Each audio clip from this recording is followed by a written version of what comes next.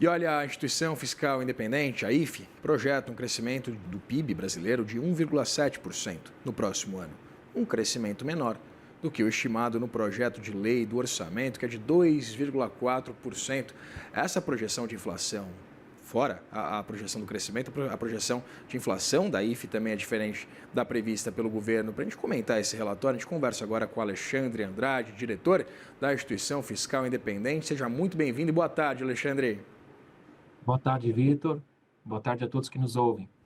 Alexandre, queria começar destrinchando exatamente essas projeções. A gente tem todo um planejamento orçamentário determinado, né, enviado pelo governo federal ao Congresso, baseando-se nesse crescimento da economia, baseando-se também em níveis de inflação aquém do projetado por vocês. Eu queria entender exatamente quais os riscos que a gente pode mensurar a partir exatamente da consolidação de um projeto de lei orçamentária em dados que talvez não se mostrem os dados da economia real.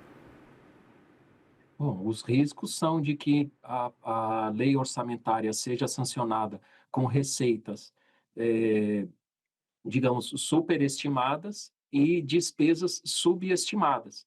E isso pode trazer problemas para o ano que vem ao longo da execução orçamentária.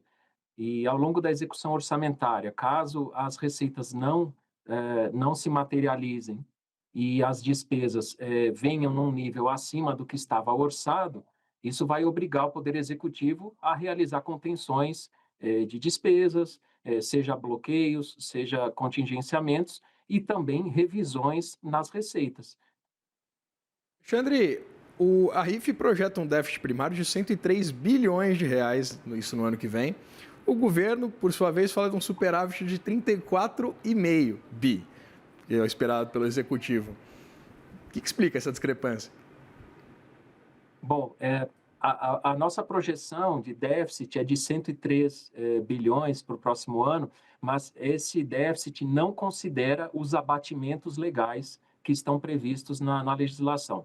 No ano que vem, ainda haverá 58 bilhões de despesas de precatórios que serão excepcionalizadas da meta. A projeção do governo, na verdade, é de um déficit efetivo de 23,3 bilhões. Mas quando se somam esses 57,8 bilhões, para ser mais exato, eles chegam num superávit de 34 bilhões e meio, praticamente no centro da meta.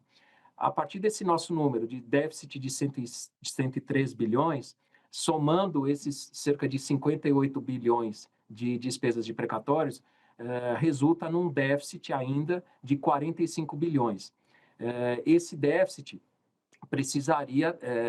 demandaria, né, um esforço fiscal por parte do governo no próximo ano, seja com aumento de receitas ou redução de despesas. Mas é preciso também ainda contextualizar que a projeção do governo já considera os efeitos provenientes da Lei 15.164, que foi sancionada agora em julho e que modificou a lei do pré-sal lá de 2010, para prever 31 bilhões de receitas com alienação de algumas áreas de exploração de petróleo nas áreas do pré-sal.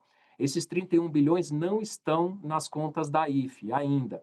Também não estão nas contas da IFE o impacto que foi inserido no projeto de lei complementar 182 de 2025, que promove renúncias tributárias. O governo está estimando quase 20 bilhões de impacto na arrecadação em 2026 proveniente desse projeto de lei complementar. Esse projeto de lei complementar foi foi apresentado pelo líder do governo na Câmara, praticamente junto com o Peloa. Mesmo assim, se a gente considerar essas receitas de petróleo, a gente ainda ficaria com déficit, né? Passaria de déficit de 45 para um déficit de 14, e isso mostra que o governo precisaria aprovar esse projeto de lei complementar que reduz os benefícios tributários no próximo ano. Agora, eu chamaria a atenção para os riscos, né, que existem em torno da materialização dessas receitas, tendo em vista que dependem de aprovação do Poder Legislativo e que muito provavelmente vão sofrer modificações durante a tramitação. Zé, né, Alexandre, estava dando uma olhadinha nos números aqui. Segundo a IFE, né, 60,7 bilhões de reais das receitas previstas para o ano que vem ainda são incertas, né, e dependem de algum tipo de confirmação, seja do Legislativo, enfim, algum tipo de apreciação por parte do Congresso Nacional. Dada exatamente essa consolidação de um projeto de lei orçamentário que conta com esse otimismo do ponto de vista de receitas e, evidentemente, também essa materialização de um superávit baseando-se exatamente nesses critérios. De novo, queria entender qual é a possibilidade de a gente ver, na verdade, um papel que não tem ali muita efetividade. Novamente, a gente tem uma perspectiva desse superávit de 0,25% com a retirada de diversos gastos da meta fiscal. Só que esses gastos, eles vão, na verdade, para a dívida pública. Como é que a gente pode correlacionar uma meta de superávit primário com receitas incertas e, evidentemente, também esse incremento, né, no nível também de gastos? Como é que a gente consegue fazer essa conta fechar? Bom, vamos lá. A proposta orçamentária foi encaminhada pelo Poder Executivo como você mencionou aí, um volume considerável de receitas dependentes de aprovação legislativa. Para ser mais exato, são 40,7 bilhões de receitas que dependem de aprovação do Congresso. E essas receitas estão previstas na medida provisória 1303, que está atualmente em tramitação, e do PLP 182, sobre o qual eu falei anteriormente, que promove reduções de benefícios tributários. Além disso, há 20 bilhões de receitas orçadas que viriam de acordos de transação tributária entre contribuintes e a Fazenda Nacional. A Procuradoria-Geral da Fazenda Nacional e a Receita Federal já regulamentaram esse tipo de transação e o governo tem apostado, como a gente pode perceber, tem apostado cada vez mais nesse tipo de medida para reforçar a arrecadação. É preciso destacar também ainda do lado das receitas um certo otimismo nos parâmetros macroeconômicos, como o crescimento do PIB. Isso afeta também o crescimento das receitas e pode significar que isso não vai acontecer no próximo ano. A meta, como você bem colocou, é alcançada após o abatimento de 58 bilhões de despesa de precatórios, mas essa despesa precisa ser feita. Então, assim, do ponto de vista de cumprimento formal da meta fiscal, o governo pode conseguir entregar um resultado primário, né, na meta. Agora, essas despesas de precatórios de 58 bilhões precisam ser realizadas, elas não desaparecem. Elas são realizadas e elas vão vão bater na dívida pública. A dívida pública, como a gente sabe, é o principal indicador de solvência de um país e é um dos principais indicadores para os quais os analistas, os investidores olham quando vão avaliar a situação das contas públicas de um determinado país. Então, assim, acho que é importante ressaltar que, ainda que o governo consiga cumprir a meta fiscal no próximo ano, assim como aconteceu, né, nos exercícios anteriores, a dívida pública continua subindo em proporção do PIB. E provavelmente, né, quase certamente, em 2026, a dívida pública vai continuar a subir em proporção do PIB.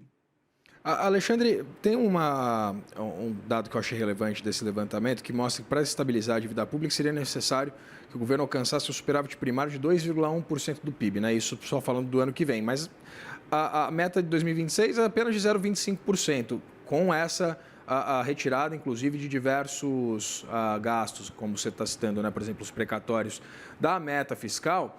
E eu queria entender, exatamente em linha com isso que você citava sobre esse incremento do ponto de vista da dívida pública. Que tipo de recado isso passa, evidentemente, para o investidor? E eu queria entender exatamente os riscos de solvência dessa dívida brasileira, né? Quais são os riscos?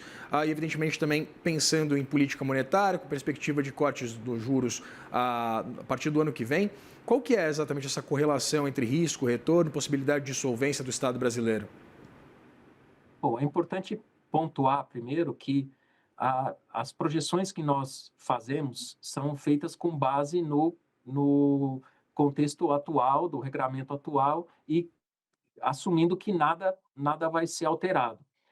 No caso que você citou do primário necessário para a estabilização da dívida pública, que nós calculamos hoje em 2,1%, essa conta é feita a partir de projeções num horizonte de 10 anos.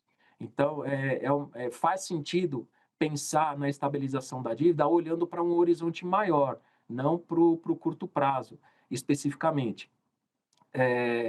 A gente tem hoje um cenário em que o governo tem tido cada vez mais dificuldades em aumentar a arrecadação. O próprio desenho da regra fiscal hoje incentiva o ganho de arrecadação, mas a gente sabe que isso, uma hora, vai se esgotar, né? As novas fontes disponíveis para aumento de arrecadação, etc. e tal. As despesas, por outro lado, vão pressionar muito nos próximos anos, se nada for feito, e é isso que vai provocar o aumento da dívida pública, porque no nosso cenário, no horizonte de 10 anos, o governo não conseguiria realizar em nenhum ano superávit primário, ou seja, ele realizaria déficits primários consecutivos nos próximos 10 anos. É claro que não é razoável supor que o Congresso e o governo vão ficar parados, assistindo essa trajetória de dívida se materializar. É evidente que mudanças provavelmente serão realizadas. Nós não sabemos quais, mas as mudanças precisariam acontecer. Agora, caso realmente as mudanças não venham e a dívida continue a crescer continuamente nos próximos anos, aí sim a gente tem uma deterioração dessa percepção em relação às condições de solvência do país, e isso com certeza vai afetar os juros futuros, vai afetar até a avaliação de rating pelas agências de classificação de risco, e a gente entraria numa espiral negativa, que seria cada vez mais difícil de ser revertida. Conversei aqui com o Alexandre Andrade, diretor da Instituição Fiscal Independente, a IFE. Muito boa tarde, Alexandre. Muito obrigado por aceitar nosso convite, né, conversar com a gente aqui no Money. Eu que agradeço, Vitor. Até uma próxima oportunidade. Até, sempre um prazer para a gente.